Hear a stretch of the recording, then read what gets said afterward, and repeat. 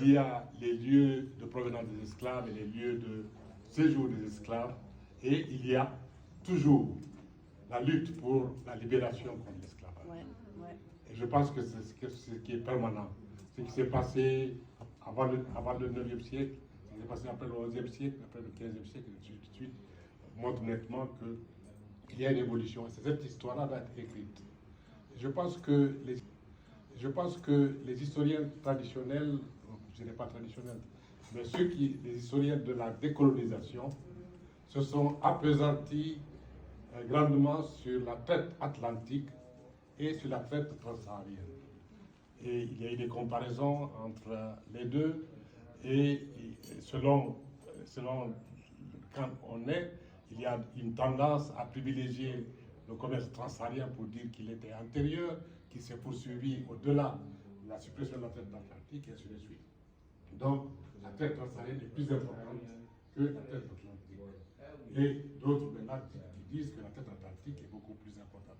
Mais en réalité, ce qui a été négligé par les historiens à l'époque, c'est de négliger les conséquences de la pratique de l'esclavage et du commerce des esclaves dans les propres sociétés d'origine des esclaves. Et ça, c'est extrêmement important de le faire parce que on se rendra compte que dans l'histoire interne de l'esclavage, il y a eu des dynasties qui ont pris le pouvoir. Par exemple, à Ségou, c'est les Tondron, les esclaves qui ont fait un coup d'État et ont pris le pouvoir avec eux. Ce qui veut dire que l'armée est un moyen non pas de libération, mais de renforcement d'une position politique, économique et sociale, au point de prendre le pouvoir. Ça a été le même cas pour le Maroc, à un moment donné où pratiquement ceux qui ont renforcé la dynastie chérifienne, ce sont des descendants d'esclaves ou en tout cas des Noirs qui ont occupé des fonctions très hautes.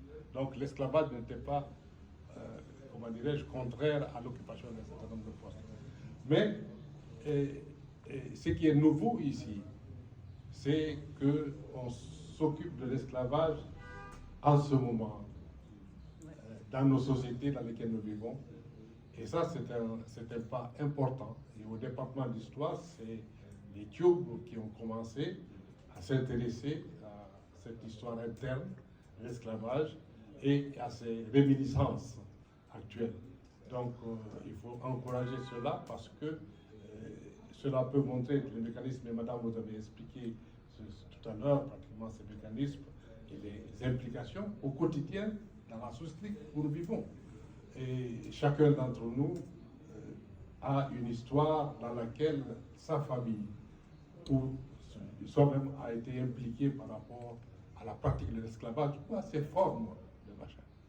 Bon, c'est des cas, mais ce n'est pas pour justifier. Mais le problème, c'est un problème de libération et de justice sociale, d'égalité des citoyens face à la loi et surtout, en fait, d'harmonie sociale. Parce que on ne peut pas rester divisé sur cette base de caste et d'esclaves et d'hommes libres. Tout le monde doit participer à la vie de la cité. Voilà ce que je voulais dire et vous encourager à faire des études parce que les réminiscences doivent être combattues. Et Ibrahim, qui a été mon étudiant à l'université de Dakar, m'a beaucoup influencé pour me rendre compte de la profondeur des vestiges de